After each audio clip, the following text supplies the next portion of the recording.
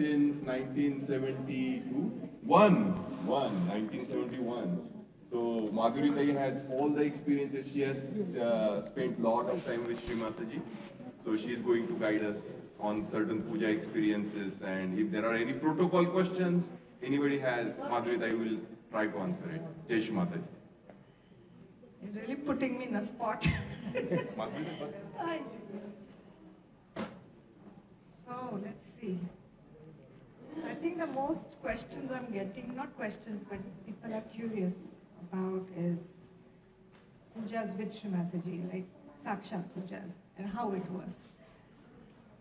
So 70s were very different from 80s, from 90s. 2003 on, she was quiet. So there was a different.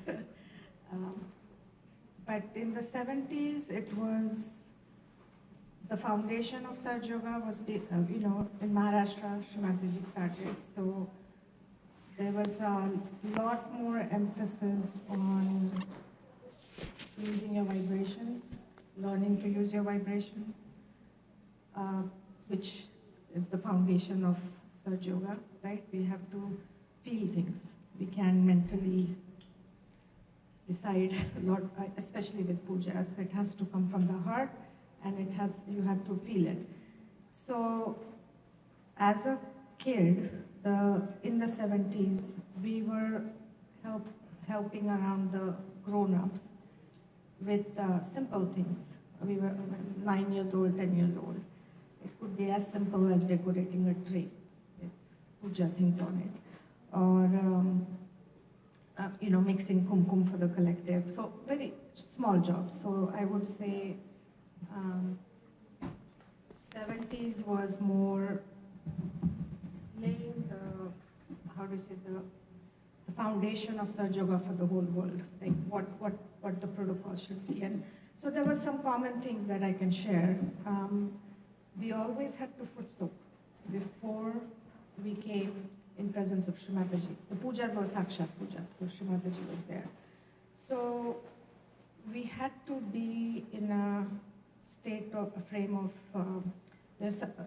mind, or in a very balanced state, no matter whether you're 9-year-old or the 30-year-old who's actually on the stage preparing.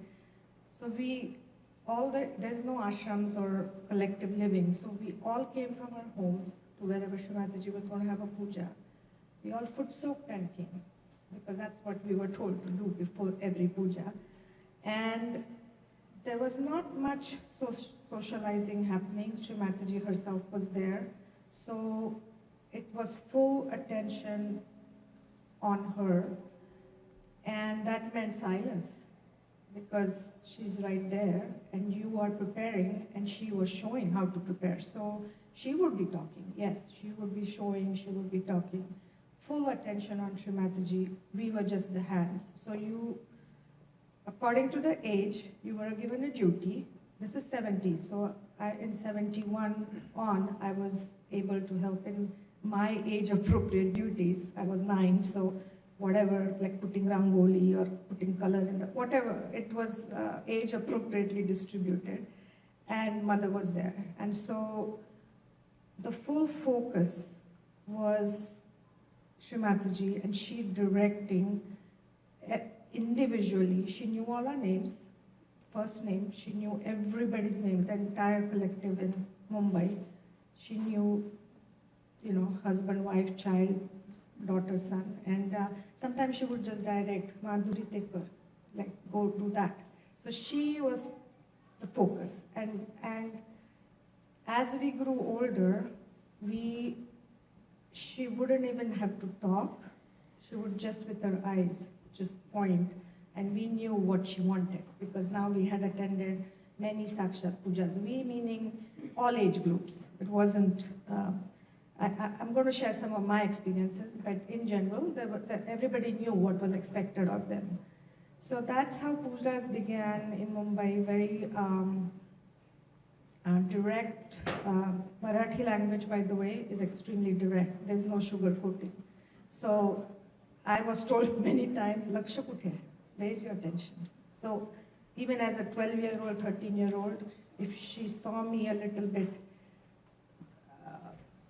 where my attention was not on her, then she would say, Laksha kuthe, where's your attention, you know?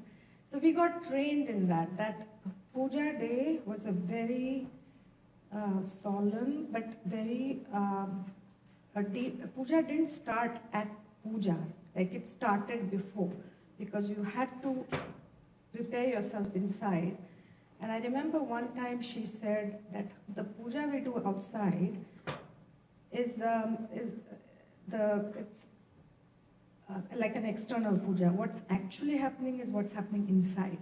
So what's happening inside is that once we get our realization and our Atma is, so it, you know, Marathi, this is all in Marathi, so I'm translating as I go along. So Atma Sakshatkar, when she gives us that, which is self-realization, the Atma is enlightened. So now say we are, what, 50 here, 70 here, we have 70 Atmas that are enlightened, but there's only one Paramatma, which is Shri Mataji.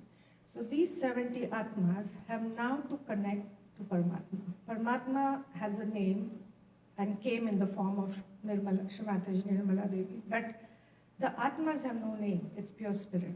So even though I'm Madhuri Dunphy, my Atma is not Madhuri Dunphy, it's pure spirit.